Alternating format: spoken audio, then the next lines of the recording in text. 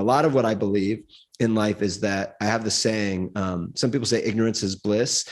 I say ignorance is rich, meaning like the less you know about something, I think the more likely you are to succeed. Because if I would have known a lot about the trade show industry, which is essentially where I was very successful, you get institutionalized with fear because you know so much and then you overthink it and then you eventually don't take those steps forward, where I would just like stumble into things. And like trade shows was one of them. I just like was a bright-eyed kid. I was like, oh, this is cool. Let me give it a shot. Or like now I know everything about it. I'd probably fail at a trade show company now because I know way too much about it. Hey, this is Chad Namiro. And I'm Kelley Namiro. Welcome to the Balancing Chaos podcast, A lifestyle podcast where we will interview guests about wellness, business, and just about everything in between. Our goal is to help you develop a lifestyle that promotes health, wholeness, and success.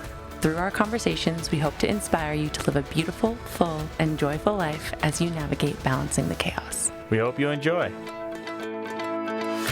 All right, everyone. We are over the moon to be bringing Aaron Levant to the show today to drop some business and life wisdom on us.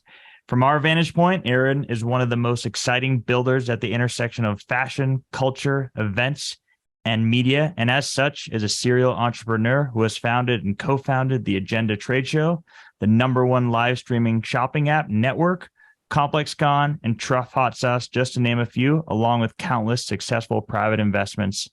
Put simply, pretty much everything he touches turns to gold. With that, we're beyond excited to welcome Aaron Levant to the show. Welcome, my friend. Thank you for having me. Quite the intro. I hope I can live up to it. Yeah. Thank you for being with us. So I like to start most of our episodes by having you tell us a little bit about your childhood and how you were brought up. Like, were your parents entrepreneurs? Was that something that was always in your blood, or is this like so new and it's like special and unique to you? Yeah. So I grew up in LA in the San Fernando Valley, and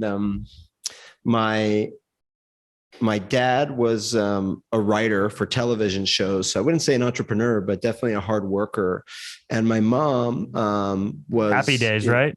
Yeah. You got it. Like a lot of classic sitcoms in the 70s, 80s, all that stuff. And my mom was raising 3 kids, but she also had an entrepreneurial spirit. Like I remember she was like hustling, like wholesale clothes out of our garage and doing stuff. So I always saw her, and she had like a small clothing brand in the 80s called Live Action. So I saw, maybe a little bit of what she was doing, because I ended up in the apparel industry in the beginning of my career in the late 90s. So definitely that. But I think I actually give my entrepreneurial spirit to my mom's dad, my grandfather, who I never met, who was apparently a very prolific entrepreneur in the real estate business and just one of the smartest, hardworking people that anyone had ever met. And I think I just got that in my blood through him. From everything I understand, my entrepreneurial spirit and my good business intuition. Chad always says, what was your first entrepreneurial thing that you did? It was like a garage sale or something. Like, did you have like a first thing that you did when you were a kid? I did. I was really into cars growing up, and I used to get all those magazines like Robb Report and DuPont Registry. And I'd look at just like all these cars, and there were like the other car magazines. There was like pictures of cars. I'd actually get the ones with the prices, because I really wanted to buy, like I never actually bought one, even once I became successful, but I always wanted, like when I was a little boy, like a Ferrari or like just that vision of like an exotic car was always appealing to me. So I think around 9 years old, I basically self-published my own car magazine called Hot Cars, where I basically went and cut up a bunch of car books and other car magazines and basically did a remix of what I thought all the best cars would be. And I designed a cover. And I had this weird sense that I knew a magazine had to have advertising on it to be real. And I went to my next door neighbor, this guy named Walter Beck, and his business was, he was an Arby's and Denny's franchisee. So he had like 30 or 40 restaurants that he owned. And I convinced him to buy the back cover ad. And I actually sold, that was my first business deal. And actually bought the ad. I don't know what he bought it for. Maybe it was a couple dollars, but I actually had an ad on the back cover of my first magazine, because that's what's made it feel real to me. Because I remember all my magazines had ads on the cover. So that was my first business deal and entrepreneurial ventures. 2 issues of Hot Cars magazine. I love that. That's amazing. I used to get DuPont Registry all the time, and I used to make my dad drive me down to the Dodge dealership so I could sit in the Viper. I remember the Viper. It was something about it appealed to little boys. Now I look at it, it feels a little corny, but I remember something about it looked really cool. Totally. I see it driving down the road now. I'm like, this thing is terrible. When you were a kid. So I've heard you describe yourself as optimistically defiant before. Oppositionally defiant. Oppositionally defiant, which is actually a mental illness in the DSM, which is like a book, like a dictionary of mental all the disorders. mental. Oh, okay. I like the way you describe it. It sounds more positive. I'm optimistically defiant. It's a little different, but yeah. So how did that factor into taking to school and going down, like, let's call it a normal path versus, the one that you did, which is especially unique and obviously highly successful? Yeah, I'm still going to steal your optimistically defiant for the future, but for my oppositional defiance, basically, I was growing up in LA and I had a great upbringing. My parents were super supportive. I couldn't have had a better system, but just something about me was just, at the time, I felt like kind of a little jerk, but like, something about it was actually, I was dyslexic. I had a hard time in school learning. I had a hard time participating. The thing that was hardest for me is like, they'd go around in class. I don't know if you guys remember this. It was like every kid would read a paragraph. You stand up and read. And like, for me, that was always like a frighteningly embarrassing point where like, it'll get to me and I'm like stuttering and like the kids are laughing. And like, I was so scared of that moment that I think I just started to act out in school. Anytime I had to like present or be the one standing up, doing reading, doing spelling, doing handwriting, all those things were just so foreign for me. So I think I just developed this attitude where like, I was just against teachers. I was against authority. And that was my way of acting out against kind of like cloaking my learning disabilities, which now I learned later in life that like a lot of successful people have like dyslexia and like steep learning disabilities. But when I was growing up, the kids just point at you and say that you're stupid, right? And I just didn't know that. So I would just act out in very extreme ways against teachers, against principals. And I was always like landing myself in the principal's office, getting suspended. I ended up taking a year off of school in the 4th grade after a bunch of kids laughed at me for reading on like the second day of school. I took the whole year off and did homeschool because I couldn't bear to be there. And just throughout my life, I just, never really got along with authority. And, it ended up getting me kicked out of high school in the 10th grade and never really finishing. I got a GED through the mail, but that oppositional defiance was really just a mask for my own learning disabilities and my unwantingness to be made fun of by other kids and my inability to deal with that. I think that's really fascinating because I'm guessing at this point in your career now, you're probably pretty confident in yourself, given all of the success that you've had. So what was there, or do you feel like, and if you look back, was there like a turning point for you because that all that is right when kids are making fun of you, like, and you not wanting to be controlled by authorities, there's like a lack of confidence. And I mean, like there's obviously more complexities there, but when do you feel like that kind of turned around for you? Like what was the big catalyst? Yeah, that's a good question. In certain areas of my life, I was really confident. I was confident with my friends. I was confident in my hobbies. It's just like in the school setting, I just couldn't cope. I just was not meant for like that structured learning. And even when I was in like, what do you call it? Like special ed classes, like people think of that as classes for like people who have lower intelligence, but it's not about that. There are people who have like actual, learn in a different way. But yeah, like I learned in a different way. And like, even once I got into those classes, I still struggled.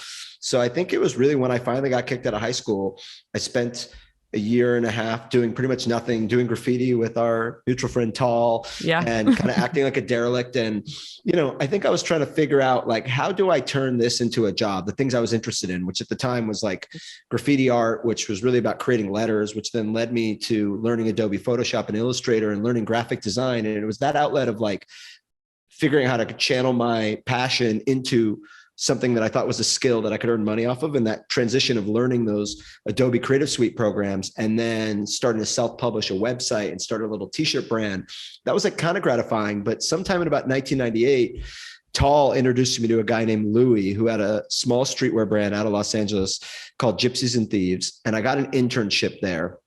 And it was that moment when I realized like all my favorite graffiti writers worked at this company as graphic designers.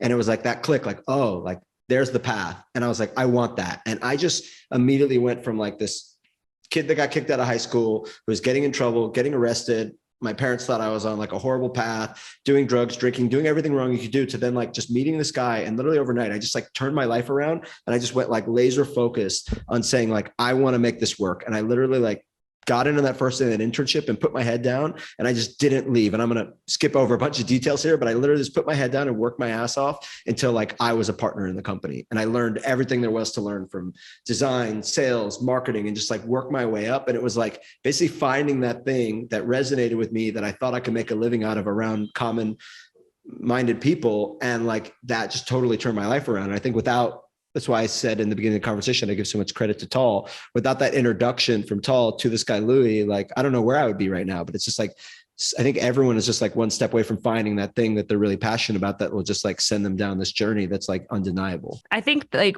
two things that you said are really important. One is that when you took like the graffiti from that angle into, turning that into a skill and learning Adobe Photoshop and all of those types of things. It's like, I think there are a lot of people out there that if they just took the time to like actually invest in a skill set, like that is a real confidence builder right there. That it's really incredible. Yeah, if you're good enough at something, you can likely make money doing it. Yeah. And then the other thing is finding a passion, right? Like finding what you're passionate about, because so many people get stuck in that, like it should look a certain way. It should be, you go to school, then you go to college, then you go and do an accounting job that you hate every single day. And it's like, when you find what you're passionate about, it doesn't really feel like you're working that much. So I love that. Yeah, absolutely. And like, I'd never really had like a serious job before. I'd had some like kind of low level jobs running packages and, working somewhere, some BS thing. But like, I think, yeah, like that moment, it just clicked and I don't even know what it was, but like, that's something, if you can find that in your life, like, I think there's no turning back from that and you will be successful if you can just find that. And again,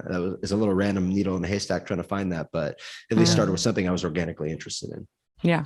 I read a quote for you and it says, "My molecular structure of business started with the atom of a graffiti." I don't believe that I said that, but I probably did. Which is pretty amazing. I mean, it dictates that you truly found something that you really not only found a passion for, but that you developed a skill set around and that you leverage towards multiple businesses. And so it really is incredible just to have kind of an open mind and be willing to take a risk, which many aren't these days. Yeah, absolutely. And I still look around in my office today, sitting here at NTWRK, and like I've got, some of my favorite books and some of my favorite painters and friends of mine, paintings on the wall. And, like it's just cool to see the whole thing evolve and to be so many people I know making a living off of the art and things they're passionate about. And I don't necessarily like do art anymore. I'm past that in my career, and it would be fun to go back to that. I just was never a good enough graphic designer to do that full time, but like it all revolved around, that initial insight around being interested in graffiti and design and typography. So I don't want to skip over this portion of your life too much, because I think you started as an unpaid intern, right? It's not like you came in at a high level job that your dad's friend got for you. You started at the absolute ground and then you worked up, and I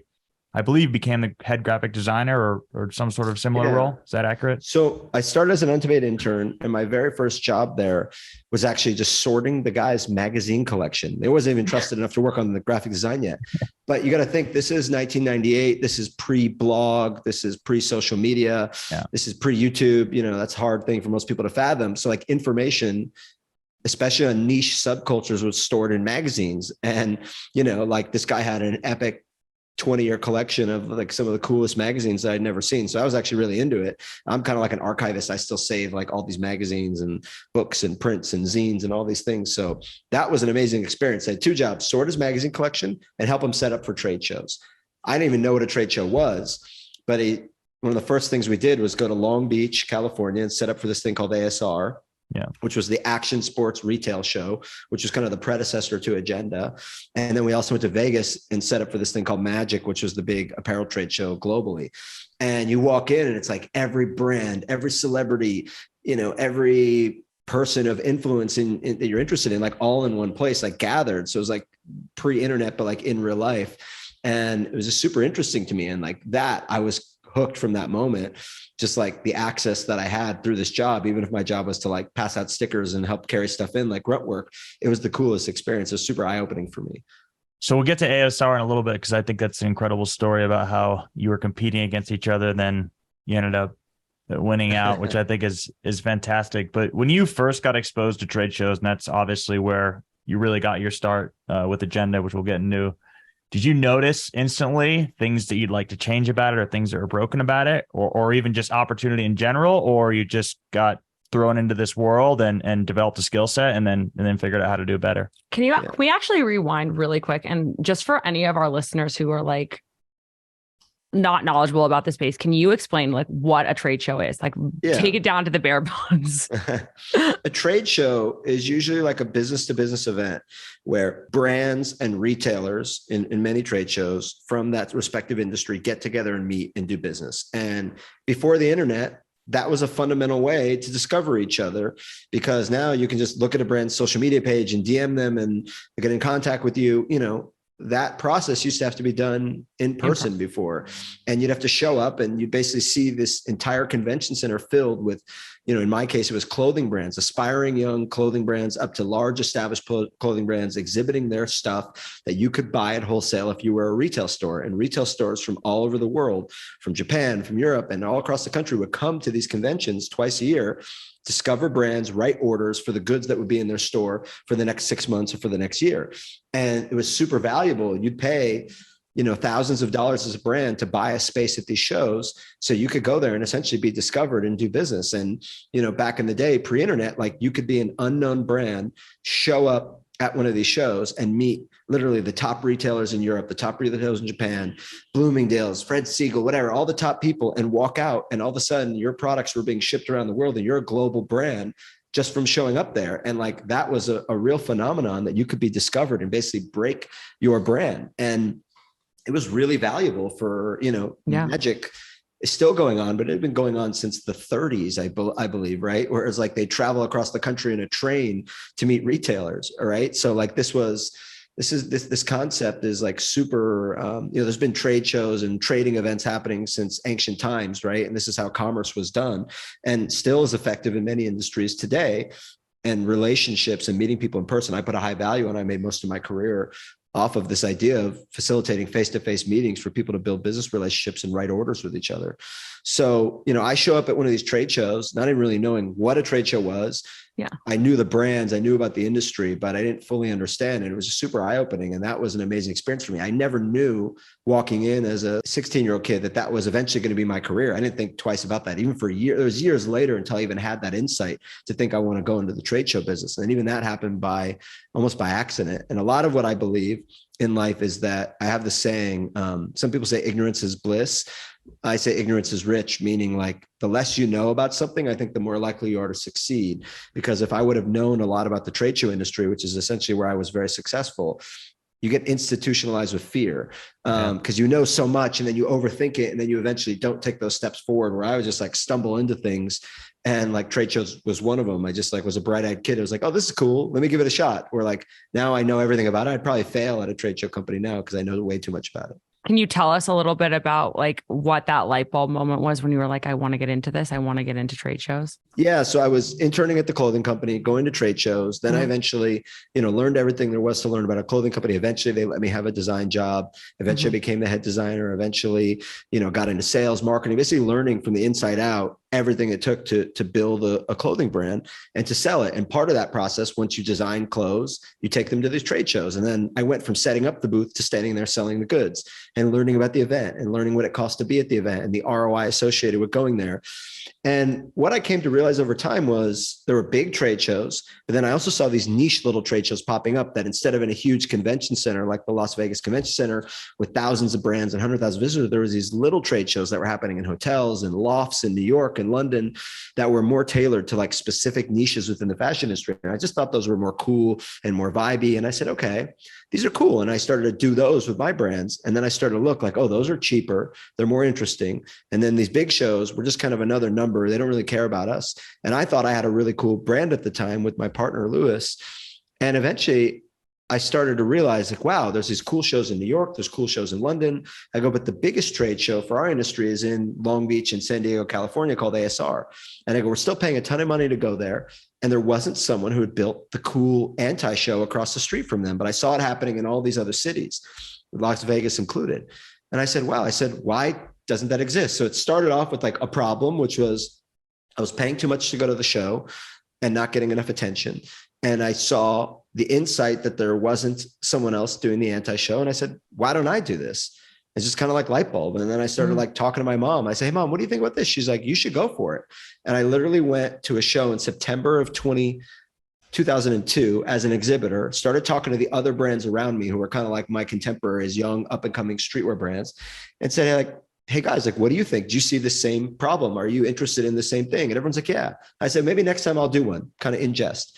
And I ended up renting a Thai restaurant across the street from the Action Sports Retailer Trade Show when I was 19 years old in 2003. And I got 30 brands to agree to give me $500 to have a space there. And the space was just like a rolling rack, like an extra rolling rack you'd have in your closet. And the other show was charging $5,000. So I undercut them by 90%. And I wasn't even trying to make money. I just didn't want to give them money. And I just want to see if I could do it. And it just kind of happened. And I got 250 retailers from all over the world showed up to the first Agenda trade show in Long Beach, California. And then the rest was kind of history. It just kind of clicked.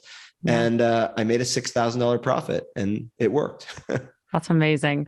Yeah. One of the really valuable things that I think that you said through all of that is that you really, and Chad brought this up too, is you really worked like every area of like the fashion business before doing that. And I think a lot of people these days kind of think, oh, I can just start my own business and I can hire this person to do this and hire this person to do that. And I'm just curious what your thoughts are, because you've started so many. Like, what is the importance of knowing the inside out of your business and every function and role within it? Yeah. I mean, look, the analogy would be like knowing how the sausage is made, I think is something that most people are allergic to these days. Yeah. I think it's really important. And I came up at a time in the industry when like there was no YouTube that could just explain how to do everything. There was no, I don't know, Chad, you said you worked at Shopify, right? There's so many services, softwares, information, things that just weren't out there. So one, I didn't really have a choice. If you wanted to learn, you had to learn by doing. There was no shortcuts. There was no, Skillshare class where the best streetwear designer in the world would tell you how to do it, right? Like just like the information was kept and you had to be passed down, like literally generationally. So that's, I was probably at the tail end of that, but people have been doing that for centuries, right? You had to learn by apprenticing. And I take a lot of pride in how I learned how to do things.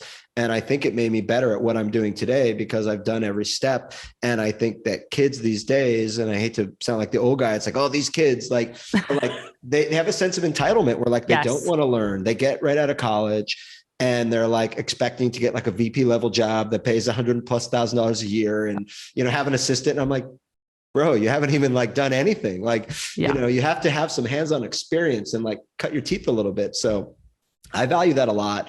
I believe I owe everything I have to interning, and I have at least 3 people that work here at my company today still that started as my intern. One of them is a VP level now, right? And people who, saw that same value, they rolled up their sleeves, they learned every step of the way. And I believe those people are more valuable. Someone has told me some of the best salespeople in the world started as waiters and waitresses because there's like a process of like doing that customer interaction, and having people be mean to you and knowing how to, build that like kind of like a thickness of your skin and dealing with like mean customers turns into a great salesperson. Right. Yeah. So like, I believe in like that kind of like wax on, wax off nature of like learning business skills. And I hope more people do it, even though it feels like an evaporating thing.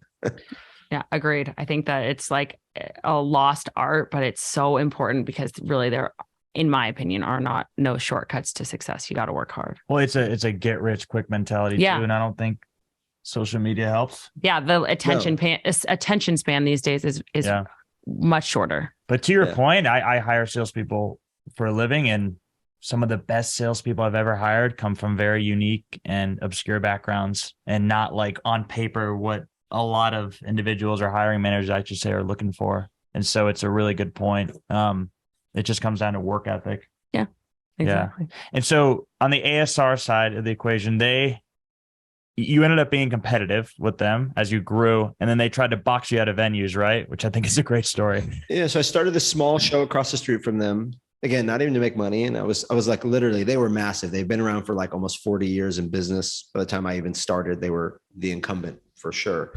And after I did my first or second successful show, I said, where do I get a bigger space? I didn't understand about renting convention centers and ballrooms and all that went into it. So I actually naively called them up and said, hey guys, I got this great idea. Can I rent space from you, ASR? You have this huge convention center. Can I put my show inside your show? And they laughed me off, like, embarrassingly. I didn't know that was a stupid thing to call up your competitor and ask them because I was so young and naive. And they were so rude to me that not only did they laugh me off, but then I put myself on their radar by calling them. So then they did everything they could to actually make sure that from then on, I couldn't get any space. And they started calling venues and pulling space out from underneath me and trying to stop me, which I'm the kind of person, when someone tries to stop me, it actually motivates me. So then I started trying harder and actually progressing this thing from 30 brands to 50 brands to 100 brands, right? And it just kept growing, and it created this like years long back and forth battle, actually, not 9 years of back and forth between me and them battling it out, where I kept getting a little bigger and they kept trying a little harder to box me out and so forth until the point where I beat them. I love it. Do you feel like that mentality of, when someone tells you no, like that makes you want it even more? Is that something that you feel like is kind of natural to you, or do you feel like you worked on that mentality over time? Because I think that anyone who's starting a business right now, like that's a helpful tool for even including myself. And so it's like how to not give up on yourself even when someone tells you no. I'm very competitive. I don't know what that is. I wasn't big in sports growing up. If anything, I was against a lot of the traditional sports. And I feel like that's where the conventional wisdom is, that's where like competitive nature is built in football, baseball, basketball. I was actually more into jujitsu, oddly enough, which is competitive as well, but in a different way, and more of an individual sport than a team sport. But I just have always been like crazy competitive, and I always want to just beat people. And I feel like I'm better when I have someone or something on my dartboard, metaphorically. Otherwise, it's a little bit boring. Like, you always have to have a nemesis on the other side to feel like you're going against. So for me, and that agenda analogy became this ASR, which is this big company. I'm this little company. And it was this David and Goliath thing. We were going back and forth, and it became like a fun game for me to try to beat them. So me gamifying and competing against them became like my hobby. And I got really good at it. Yeah. And you kind of brute forced it, right? Or some call it guerrilla marketing. You sent out like, note cards or postcards to like all the retailers. Like you really went about this in a way that, was very, very unique. Like you didn't have all the budget and all the funding to go and just advertise for it. And so tell us about that, because I thought some of that was sometimes having money can be a hindrance. It's a bad thing. Yeah. You have too many, it's easy to default to just spending it. So like, I didn't even know until much later in my career that you could raise money, that you could borrow money. I just literally took this $6,000 profit I made on the first show, and I rolled that into a company that eventually was worth, $50 million. Right. And something about like just having no resources just made you inherently more creative. It's like a design exercise. Like, what can I do with very little to no money? How can I market this show with no resources, and come up with very scrappy guerrilla marketing ways? I think you've heard me talk about, I put like literally my mom and my grandmother to work, like filling out postcards and sending them to people in the living room. I didn't even know there was a mailing house. I literally sent out like 10,000 postcards from my living room, like licking them. I probably, like that Seinfeld episode, I might've died from licking from the steps. So like, that, and just like, I also just showed up places. Like, I didn't know that you needed to make meetings with people. Cause again, this whole like ignorance is bliss thing. I was such a dumb young kid that like, I just show up at like someone's corporate headquarters and like knock on the door and be like, hey, is so-and-so here? And they're like, do you have an appointment? I'm like, no, do I need one? Just like this kind of like persistence. It was like so naive that it was kind of like cute, and I was young, and like, now maybe it'd be more threatening if I showed up at someone's door. People are more cagey now, but like I literally just showed up and be like, hey, can I talk to like the owner of the brand, or can I talk to the CEO of Billabong or Vans? And they're like, who are you? Like, why are you here? They're like, all right. And so people come out and talk to me. They thought it was funny that I just like showed up. So I think just like persistence, not having a lot of money to spend, and just like the legit form of like grassroots and guerrilla marketing. Like, how can you like market with like no money? Like, that's what I did for, a decade. Creativity to the max. Yeah. Hustle and creativity. Yeah, hustle. Yeah, for sure. I think our generation and the generation below us could really serve from having a bit more of that, to be candid. Totally. Yeah. What's the biggest retailer or vendor you landed kind of just showing up at someone's door out of curiosity? Good question.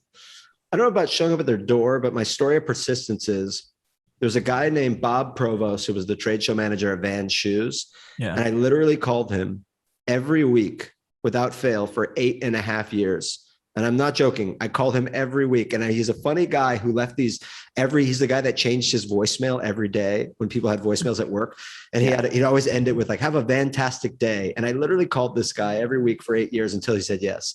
And it was like, most people would have given up after, year 1, year 2. And I just said something week about 1 or week 2. Yeah. I'm just like, I'm going to call this guy. He was always very polite. And he's always like, no. And I don't know if it was just like, finally I wore him down, or finally the product got good enough.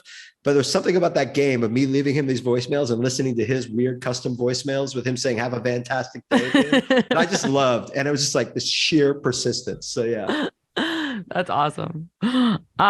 So Did you eventually fundraise for Agenda? How did that look? Yeah. So I owned 100% of the company with me and my cousin who worked in the company with me. We never raised any money. We never borrowed any money. We never had any lines of credit. The whole company just organically cash rolled through a strong profit margin and a thrifty business model and very few employees. And was it just on the annual trade show portion? That was the primary revenue stream? That's it. Yeah. The primary and only revenue stream. And we bankrolled that into a company that had almost 10 million in EBITDA that we sold in 2012 or 2013 to Reed Exhibitions, which is one of the largest trade show companies in the world, where I ended up going and working through my earnout period. And the company ended up, being worth almost $50 million and, literally just organic growth, strong profit margin. And like, I didn't even know there was an opposite way. And now I'm building businesses that are designed to lose money, chasing growth, et cetera, raise venture capital, et cetera. It's a totally different path. I liked it more when I didn't know there was another way to do it, because it just forced your behavior to like build an actual business opposed to, something that's not so much. You kind of blew it out after that, right? Because I've been to Agenda multiple times and it's an amazing event. There's star power, there's music, there's food, et cetera, et cetera. When you got that capital allocation was right around the time I think I was going, and I noticed it in a lot more cities. It wasn't just one event. It was a brand, and then it was kind of distributed, correct? Yeah. Me and my cousin were kind of like the yin and the yang. And, I said, let's spend 100. He said, let's spend 0. We ended up spending 50, right? And it was that balance. Right. But I think, because we were independent and because the business got pretty big on our own and we had no backers and it was all us, there was always this thing that we were worried we were going to, we were on the hook for it, for better or for worse. So I think we grew it conservatively because we didn't really have an option. But when I sold the company, I realized I had this epiphany that there was just a much larger prize out there that I could be going after. So when I could use someone else's money versus mine, I took the city from 4 shows a year to like 12 shows a year in almost 2 years, and took it to Vegas. I took it to New York, took it to Florida, expanded the size of the shows. I started acquiring other shows. And really, I just been like a caged animal, just waiting to have some, someone else's money, a big publicly traded company who was doing, $7 billion a year in revenue, who bought us. And I definitely took advantage of not only the cash, but the resources and the ability for them to say, hey, it's okay to try things and fail, where I didn't have the luxury to that safety net where, they wanted me to grow the business. They wanted me to be bold. So it's just a totally different way of thinking. So I really thrived in that environment and learned a lot on how to scale a business when I didn't have to worry about falling. Hey fam, if you are listening here, then you may be someone who deals with chronic overwhelm, bloating, anxiety, and weight you can't lose, maybe hair loss or skin conditions. If one of those things rings true for you, the Wellness by Kelley Health and Hormones course is available to help you get to the root cause and solve the issue in a way that's sustainable and gives you your lifestyle with lasting results. No more diets or quick fixes, but real health and vitality for the long run. My course runs through everything from what labs to test for to what protocols to implement given what's off in your blood work. We cover a variety of hormonal imbalances and how to heal them, plus the mindset work that you'll have to do to change your habits. If you're ready for an environment where you can learn the tools and truly heal to feel your best, most aligned, light, confident version of you, then this course is for you. If you're feeling called to join the WBK Health and Hormones course, head to the link in the show notes to learn more, where you'll get my membership included with your purchase. So going from the intern to scaling something like that, that's like huge growth, right? For someone who is in our audience, because I know that we have a lot of females in our audience and males in our audience who are interested in fashion, because my account actually started as a fashion account.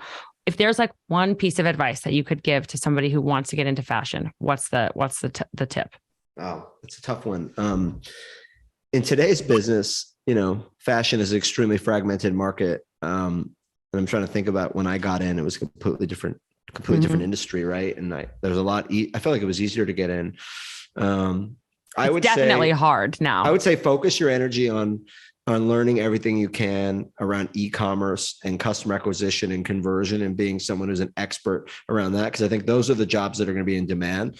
Unless you're like an inherently creative person or designer, I would put all my energy into learning, Shopify and e-commerce, because I think brands, that's a skill set of the future and of the now, versus a lot of skill sets wholesale sales, marketing, et cetera. Like those things I think are going to be increasingly less in demand, and being great at e-commerce and customer experience is the number one most in demand thing. So that's where I would have an entry point into the business now if I was really thinking about it. Yeah, because it's important to note it's a different world to Aaron's point. Like back in the day, fashion brands used to be retail centric. You wanted to get into big retailers. That was the avenue. Now anyone can go direct to commerce, or direct to consumer rather. And so like it's meteorically changed, and the access is right at your fingertips with things like Shopify, et cetera. And so did you see a changing dynamic, like some of the things I just mentioned, honestly, around trade shows that kind of led you out of the agenda business into ComplexCon and other things? Or were you just looking for your next big endeavor? Very much so. The internet had been eroding the fashion business for, I was in the fashion business from 2003 until 2018. And I would say that last 10 years, 2008 to 18, you saw a very dramatic pronunciation of the way the internet was eating the wholesale infrastructure, the trade show infrastructure, and things were changing. When a brand, for the first 10 years of my business, when a brand launched, they had one idea about how to distribute, which is I'm going to build my product, I'm going to go to a trade show, and I'm going to sell it to a retailer. And like, that was it. And along that path, brands started to come out that said, oh, I'm going to sell online direct and I'm going to go to wholesale. And then towards the end of my career, brands came out and said, I'm only going to go direct to consumer, and maybe I'll do wholesale, or I'm not doing wholesale at all. And that shift was dramatic in thinking about, by the time I was exiting that portion of the business, people weren't even thinking about using wholesale as a mechanism, and then my whole business relied on that. So I just said to myself, how do we evolve with the time here? And how do I take the relationships that I built with brands, retailers, celebrities, musicians, athletes, and I use them instead of for a B2B wholesale trade show? How do I use these for the future purpose, which is all about direct to consumer and building relationships with consumers and building brands?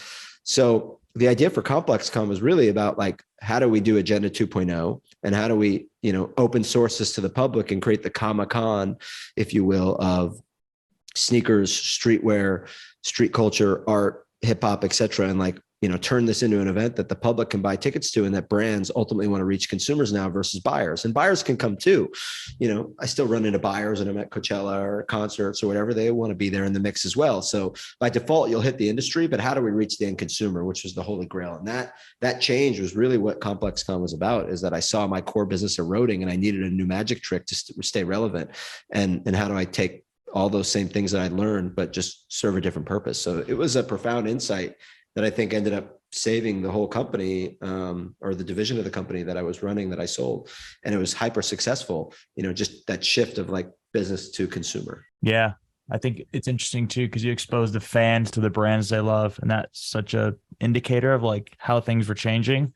Really a B2C model versus a traditional B2B model in the trade show business. Absolutely. And I don't know, have you been to ComplexCon? Yeah, once. Yeah. I mean, it's a super fun event. It's just the energy and, there's nothing ever like it. So that was the crowning achievement of my career in the events industry. It was, 15 years to get to that. And I thought it was pretty fun. What do you attribute the ideation stage for you to, like when you're thinking about what you want to do next? Like, how does that process look like for you? Does it kind of pop in your head and then you must have tons of ideas. How do you indicate the ideas that you want to pursue and that you think are valid? Yeah. So I don't know if I have a good filter for this. I think as I get older, some people have these like rigid ways. They have like their investment thesis or the way they think about things. What I really do is I just like continue to stay intellectually curious and continue to try a lot of things. So while there's a lot of things that you might see on my LinkedIn or my resume that look really good and successful, there's probably more than that actually fail. So, the ones that have come through and been successful are really successful, but there's 10 ideas that I've done and actually executed and put my money into and lost millions of dollars just trying things. But I think it's that continual callous that I'm building about continuing to try and not give up, whether it's like a bunch of clothing brands that started over time, other events that didn't work out, other businesses in completely other industries. So like throughout the process of when I had the clothing company before, when I had Agenda, when I had ComplexCon, and even still today, I'm continuing to try things. And most don't work out. It's like almost like a venture capital rule, like 1 in 10 will work out. I've had luckily a better track record than 1 in 10. I'm probably shooting 50-50, but like, I just always am so interested. And for whatever reason, it's not that I'm ever bored with my day job running an events company or running an e-commerce company, but I think what makes me good at it is that like I learned so much through these jobs and I'm exposed to so many interesting people and creators and new industries, and I'm drawn to them and I want to try to do stuff. And if it doesn't always work out, but I just keep going for it, even when like someone like burns their hand on the stove and you're supposed to have like a, like a neural reaction, like not to do that again. I just keep going in to burn my hand on the stove. And luckily I haven't. And some really big successes. And like, sometimes funny enough, my biggest successes have come right after some of my biggest failures. And like, it's that, like, I haven't been institutionalized with fear to go, oh, man, I lost too much. Like I'm going to give it up. I think the one way to fail is to give up. And so if you keep pushing yourself and you keep going, you're going to be successful, especially if you're taking away knowledge from each experience and you're learning from each experience, which it sounds like that's exactly what you're saying. So, I mean, it's a little cheesy, but there's a quote from Tom Brady. It says, win or learn. Yeah. It's actually a very good quote. Because if you can reframe a negative perceivably into a positive, you're going to iterate and learn from it and then give yourself a higher chance of success in your next, endeavor. And not to make a counterpoint to what either of you said, I do try and learn, and I am taking away knowledge from each one, but it's actually sometimes funny enough, like I'll try something, let's just say a specific industry, right? It could be food and beverage, or it could be something like I'll try something, it won't work. So my learning, and I'll even know what didn't work about it. And like the convention was about, I'll take that specific learning and then try. Sometimes I actually go back and try to do almost the exact same thing again, and then win the second time in the same space or in the same segment. So like, it's just something about like, it's like never giving up no matter what, even if it's illogical, like will get you there. And like the agenda business, we try to cover 15 years of a company in a few minutes here, but like I should have given up on that thing so many times. We were not making money so many times, we never really lost money, but like, just like, so many times it just didn't look like it was going to pan out. We're going to go out of business. It's just keep pushing forward at all costs.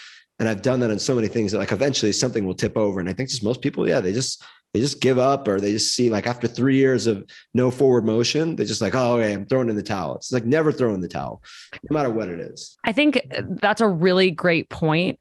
And one thing that resonated with me is my dad had a very similar position when he was building the UFC. It was like everyone kept telling him, like, stop doing this, like stop putting your money into this thing. It's a money pit. Like, what are you doing? And I think that he had like this intuitive sense that if they kept pushing, it would work out. Do you feel like there was like with agenda, like almost like an intuitive thing that you were like, I know this is going to work out? I felt like I knew it was going to work out. And sometimes I like to see it. I like to think it was my persistence, but sometimes it's not even anything I was doing differently. It's that I stayed in the game, and then the world circumstances changed around you. And what's interesting in the agenda business, we were moderately thinly successful from 2003 to 2007, 8. The housing crisis happened. And I really attribute most of our success to actually a global economic crisis, which is that all of a sudden brands had less money. The economy tanked, and people said, hey, how are we going to do the same thing for less money? And they said, oh, there's these crazy kids across the street who are selling the same product for half price. Let's go talk to them. I was ignoring them for 10 years. Let's go actually chat with them now. Now they're interested because now we're challenged as a company to figure out how to spend money in a more thrifty, more creative way. And all of a sudden we became appealing. So it was half me staying in the game and half the world turning in my direction. And I believe that can happen, but you still have to be there for the world to fall on your lap. Right. So I think there's so much of that, and so many people give up before they have that windfall, that opportunity. Yeah. And I feel like there's part of you that probably had to have some sort of a sense that like, not that was going to happen, because there's no way you can read the future, but at least trusting that you were in the right game. Yeah. And that's why my own stupidity, but I stayed in. Timing is everything. So give us a sense of how scaled agenda is at this point. I think the next one's in February. Like how big has this gotten? Agenda was pretty successful. It became the largest sneaker, streetwear, action sports trade show in the world by like 2014. And I'd sold it in like December of 2012, January of 2013. And I stayed on to run it until 2018, but it started to actually shrink when that dynamic of direct to consumer happened. And we were purely a B2B fashion trade show. So two things happened. Yeah. One, I started the ComplexCon business, which quickly became Reed Exhibitions, the company I sold to. They're one of, if not the largest trade show and convention and fan event companies in the world. They have 500 plus events in 37 countries. Like it's a very large company. They own New York Comic-Con and every big fan event in the world. We became the largest launch ever in the company's history for ComplexCon, with over 65,000 people attending the first event. And it was profitable and it was bigger than anything they'd ever done. So really like what Agenda, the brand had become, wasn't as important, but it was what the assets and the knowledge and the team of Agenda had produced. So that grew very quickly. And ComplexCon is still going to this day and is a huge success. Agenda is still going. I don't think it's very big, but one of the last things I did is I turned Agenda into a consumer-facing festival. And while ComplexCon was very sneaker focused and hip hop focused, I turned Agenda into a little bit more of a rock indie version of ComplexCon. And, we turned it into a festival. So we did 2 years of that before I left, which they're not doing anymore. But, Billie Eilish headlined one of the years. And, when she was very young, before she was a global superstar, and Brockhampton and, Tyler, the Creator. So it just kind of turned Agenda into like a different, more skate driven version. So again, like the continual iteration and involvement of the platform. And in 2008, I retired from that trade show business full time to focus on network and a few other projects, Truff and some other stuff that I'm doing. So I don't even know what's going on with it anymore, luckily, because it served me a lot of headaches over the years. So one of the things that you just mentioned, and I kind of want to shift gears, is Truff. We are fanatics at our house. We have like 10 bottles of Truff in our refrigerator or our pantry at any given time. We put it on everything. I mean, we're like, for the most part, plant-based. So like having that as like a topping for bowls is like everything. But anyways, how did you identify that as an opportunity? Given that you've had been in fashion for so long, I know you're co-founder. So talk to us a little bit about like how you kind of saw that and how it was going to be a different, something so different to the market. So take a D2C, because that's like not a normal route for a hot sauce or a CPG brand. And for anyone who doesn't know, Truff is a truffled flavored hot sauce. And they have other products too now. And they're everywhere. We were in Kauai and like this remote area. Like random grocery store. And it was a tiny little grocery store. Truff. And they had, both versions. So that makes me congrats, happy, man. Yeah. I love food. I love spice. I've been obsessed with hot sauce. I'm one of those people that was always pouring Tabasco and Sriracha on my food. And, I'd always watch these interesting people in culture, like Puff Daddy launched Ciroc vodka. It sounds like you had Dana White on launch his own brand. There's all these people who have influence who launched their own products. And, I saw a bunch of brands as this direct to consumer space started to grow, invade something as mundane as like hand or dish soap, and do it cooler packaging or different distribution, or like big celebrities. And I just was really intrigued with the space because I felt like fashion is one of those things where like, it's so hard to win and it's so competitive. So you want to start a t-shirt brand, there's 500 of them. But if you go into the store and you look at almost any category, maybe there's 5 or 6 people, but it's, it's not very concentrated. None of them had good social media, none of them had good branding, and none of them were direct to consumer. So it's just, I saw a real opportunity for disruption. So I was actively working on doing my own hot sauce brand before ever meeting my co-founders on Truff. And I was pretty far down the road. I had packaging, I had formulas, I had names, I had the whole thing. Like I was, let's say 6 months to a year off from launching something. But it was one of those things that like, it was always in the background, but I was just busy. I was running ComplexCon, Agenda, a few other things. And, I just was going slowly because it was a passion side project. And I was randomly one night at dinner with my friend John Buscemi, who is a sneaker designer, who's the other one of other 4 co-founders of Truff. And I told him about what I was trying to do. And he said, hey, you got to meet these 2 guys, Nick and Nick, who are 2 friends of his who were working on launching, he said, a Sriracha with a solid gold cap. And I said, that sounds interesting. I got to meet these guys. And he introduced me to them. And very quickly, we just clicked. When this was pre-Truff being a brand or a product or a formula. And we very quickly just decided like, hey, I'm going to abandon my project and get behind what these guys want to do.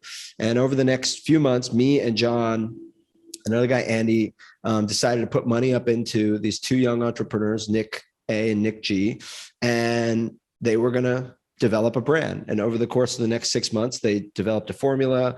We worked together on developing the branding and packaging, and me and John helped with that stuff. And really me and John, and I brought on Tall early on as well, had a lot of connections to celebrities, influence, et cetera. We were going to be, really holding down the awareness and marketing piece. And Nick really developed the brand, the infrastructure, the whole thing. And, put our heads together and launched this thing in December of 2017.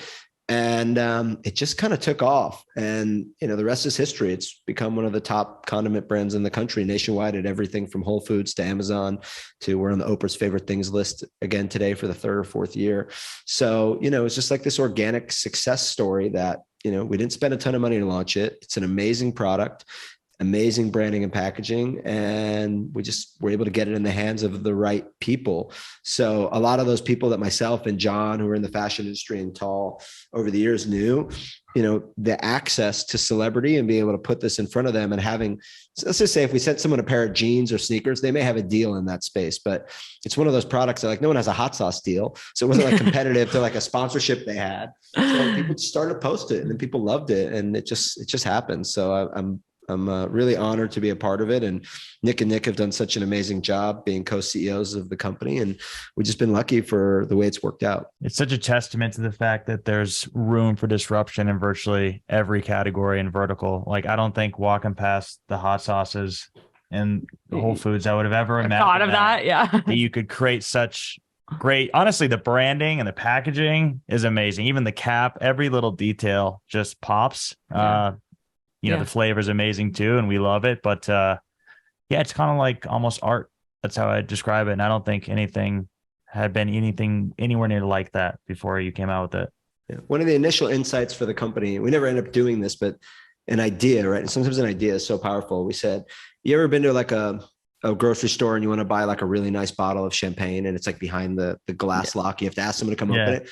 We all said, let's create that, but for hot sauce. So it's like you're in the aisle and there's one hot sauce behind glass. You need to ask them to open it up. What can we do? Like that, just that little insight was like, help, I think, lead a lot of the decisions about the way that it looked and the way that it tasted, and it being luxury. It was just like, how do we make the one that you need to ask to be able Is that kind of like how because truffle is like elite, right? Truffle, when you go to a restaurant, truffles are more expensive. Is that how you came up with the idea of making it? I think the idea of like it being behind the glass was even before truffle. Yeah. Nick G, who's one of the co-founders, he ended up doing that formula, but I think everyone was really leaning towards premium, luxury, top shelf. And then I think the truffle was like a premium ingredient downstream from the insight of like being really premium. Like even those guys, before I met them, they were working on a truffle or a siracha with a solid gold cap. They would literally make a gold cap on a bottle of hot sauce. Like, it was just that idea of like luxury was the right. Yeah. I love it. That would have been great. Go to the grocery store, get some condoms and a bottle of Truff, all behind one locker. So tell us about NTWRK that I think you've been working on for 4 or so years. Yeah. I sold to a lot of streetwear brands at Shopify. I understand the value of these live shopping events, product drops.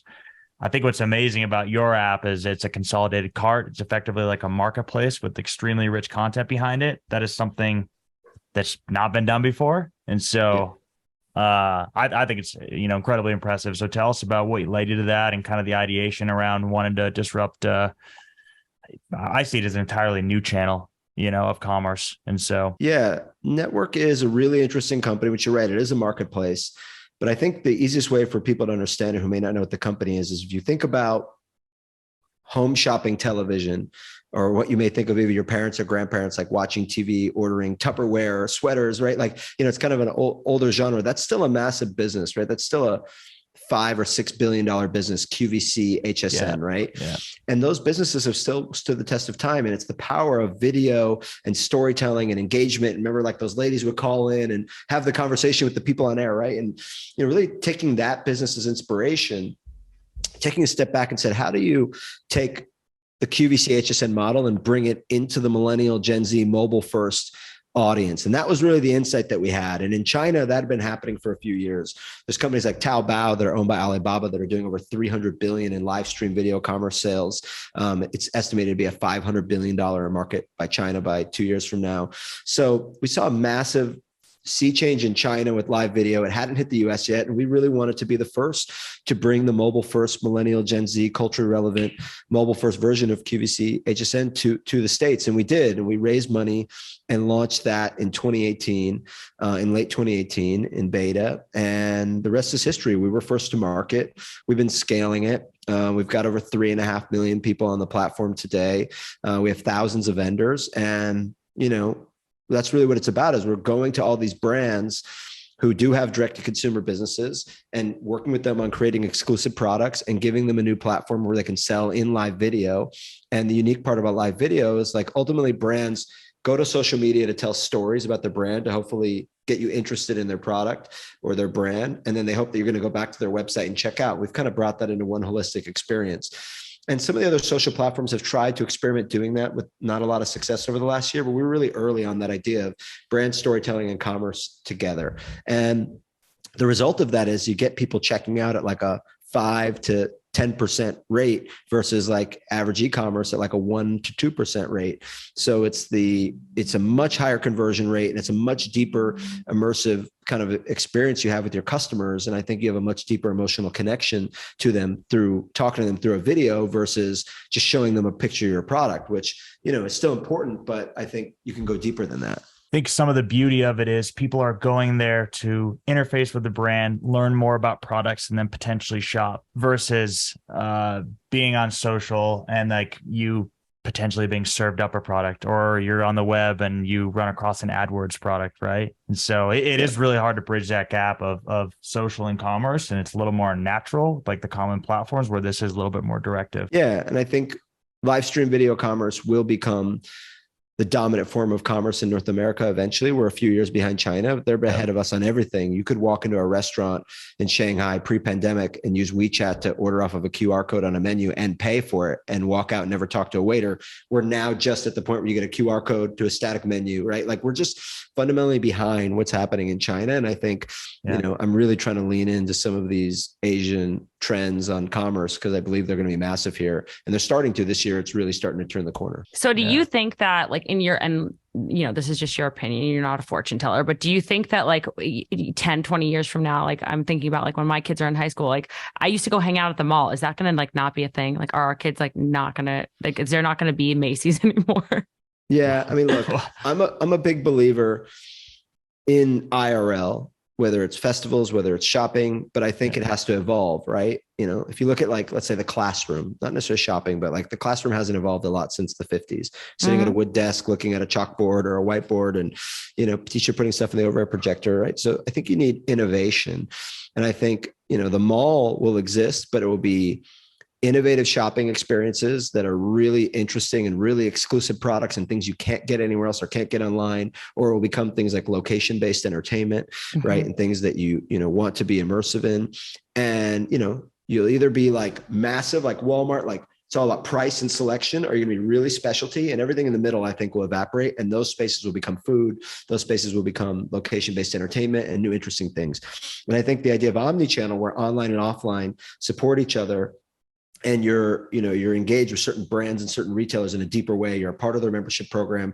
You have the ability to buy online, pick up in store, vice versa, have access to special products, have early access to things, so I think certain brands you're going to go much deeper with. There's certain retailers, and then everyone else is going to disappear. But if you're not offering inspiration and aspiration in person, you better be offering amazing deals. And if you're just like, kind of like, hey, we're like the relax the back store. So I don't know, whatever it is, just like something that's just like a commodity or not specialized or not unique enough. I just think, you're going to struggle. So I think the makeup of what we're going to see at malls is going to change. Yeah. But I do think people like to gather. It's tribal. And whether it's ComplexCon or whether I used to go hang out at the mall as a kid as well, like kids need to be together. And I think that's probably one of the downfalls of our society is like kids have less interaction and they're, retreating these weird little social media corners and they're not interacting with like their friends. So I think that's a really important part that I hope actually gets stimulated more of, not less of, due to the internet. Yeah. There's a vertical thing too, right? Think about Apple. Like a lot of individuals across generations want to touch and feel those products versus if you're buying like a household cleaner, that's an Amazon order. No sense in needing to go out for that. Yeah. I think that it's like what Aaron's saying, like the difference between convenience versus like aspirational products being in stores for sure. So I think that's like really, really good insight. So when we first got on, before we started recording, one of the things that you said is that you're into wellness too. So I want to bring that up. And I think you said 20 pounds in 1 month, 20 pounds in 30 days you lost. Please tell our listeners how you did that. I live a fast-paced business life. I'm one of those people that's always on all the time. And through the course of my, 30-year career here, I've gone drastically up and down in weight. I've been really unhealthy. I've had times when I'm extremely healthy. And, it took me to be a little bit older, a little more mature to start to connect those things and realize that I had to put a really sharp focus on my physical and mental health to be able to continue to perform at the same level I did when I was younger. And it didn't matter as much. And, at one point I got up to almost 230 pounds, probably at one of my most successful points in my career, but I was super unhealthy. And, from that point on, I've made a bunch of structural changes to the way I approach my diet, to the way I approach my exercise. And even now it's the constant evolution and changing. So at one point, probably about 12 years ago, I stopped eating all meat, which I've continued to do to this day. I read this book. I saw this movie, Fat, Sick, and Almost Dead. And my ex read this book called Skinny Bitch, which maybe you've heard of. Yeah. I literally did Thanksgiving dinner. And I mean, this in most little sense, I went cold turkey. I never ate meat again after that date. And that's been a big thing for me in watching this movie, Fat, Sick, and Almost Dead, and learning about the green juice diets. I started doing like a green juice cleanse. I did that for 7 full days and, totally reset my system. And since then I've been on a much, much better path. And I lost about 50 pounds after that point. And I went from like 230 to like 180. And, that was like the big change for me that I've been able to stick to this point. But even with that, after a while you get used to that and you start eating, even without eating meat, you start eating other bad things and carbs and whatever. And like, right. As of recent, trying to, I'm working out with a trainer 4 to 5 days a week. I'm trying to run in the in-between days, but really like the diet thing is still something I struggle with, even within that like pescatarian or like vegetarian diet that I straddle. And, still being a successful executive, you just stress eat. It's like a thing that I do. It's like one of my coping mechanisms. Like I'll just like eat whatever. Like it doesn't matter if I'm eating a bunch of, non-meat, you could still gain a lot of weight, even eating Erewhon food if you try, right? So, it's just good with that balance. So it's like a combination of like the exercise and like, I got something as simple as like getting on this like vegetable soup diet the last 30 days. I'm like, hey, I got back up to 220 a month ago. And I was like, wow, what am I doing? Even though I'm working out 4 times a week, I don't eat meat. I've cut sweets out of my diet. I'm just like literally stress eating like such a high amount of food. Yeah. And I'm like, all right, I'm going to try to shock my system and like do this vegetable soup diet, just getting like Amy's canned vegetable soup for 30 days. And like I dropped 3 times a day and I dropped 20 pounds and like got back to like where I wanted to be. But it's like this constant battle for me. Some people just have it naturally. They're just skinny people. Like our friend Tall can just like be skinny. My husband too. Yeah. And like for me, I really have to work on it. And it's like constantly trying to educate myself, try new things, trying the intermittent fasting app, Zero, right? I've tried so many things. Some things work for me, some things don't. Right. Ultimately at the end of the day, it comes down to just like intaking less calories. And like some people have a real hard time with just that. They think there's all these other ways. But like for me, I think the combination of like doing a week of green juice cleanse and resetting my system and these soup diets have been really powerful. But like, really trying to like balance the stress and eating, even when you have a relatively healthy diet, you could still balloon in weight, was then it just like spins me out in a mental way that I try to, and I'm in a constant balance of controlling. Yeah. I'm such like in the past, something that I dealt with a lot was like emotional eating, stress eating, like, and it's still something that like can come up for me. Like if I'm really stressed with work, like I will find myself like arms deep in a bag of granola in my pantry. Like that is a go-to. And so it's just about like learning food too. Yeah, for sure. Processed, packaged, crunchier, saltier, sweeter. But I think that like learning to be more mindful about food and like, am I actually hungry when I'm eating this? Am I actually like thinking about those things? It's such like a helpful tool. And also, like you said, like learning more about your body and just being more aware, because it's a mental thing just as much as it is a physical thing, I think. And you can be in a really good place. And I noticed this is, has to do with being an executive and traveling a lot. Like I can be amazing. Everything can be on point mentally, physically, my workouts, my diet. And then it's like, oh, it's a travel week. And it's like, you're in the airport, you're on the plane. Yes. Like the options change. And it's like, you just get thrown off your game. And it's like, how can you control what you're doing when you're in an environment that you don't control? Yes. And it's like, that is the hardest one. And that's where I'm at now, where I'm like, I have everything in my life dialed, but it's like down to that one thing. And it's like, man, I went to Formula One over the weekend 2 weeks ago, and I'm going on a trip this week. And it's like, how do you continue to just stay disciplined in those environments? And that is by far the hardest thing that, I still haven't figured out the perfect hack for, but it's a tough one. I think that when you ask yourself too, like one of the things that's been helpful for me is like, because I'm in the same boat, and I think so many of my clients are, I think everybody is to some degree, but when you ask yourself, like, is it worth me feeling crappier if I'm eating like a thing of nachos after, like, is it worth me feeling like that? Like, answer is typically no. Sometimes it's yes. Like, if you really want to go all out and have fun at a wedding or something like that, like, typically the answer is no. And like, that helps you to make a better decision. Yeah. Talk to us. I've been on like so many work trips, and I've always brought like 2 pairs of Lululemons and the Nikes, and I'm just looking over at the suitcase like, Those are never coming out. You're never going on that run on that work trip.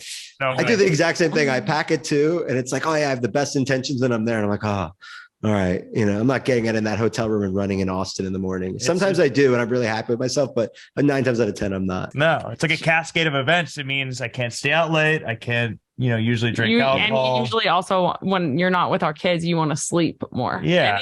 I work remote. I get excited to see people, be human. Yes.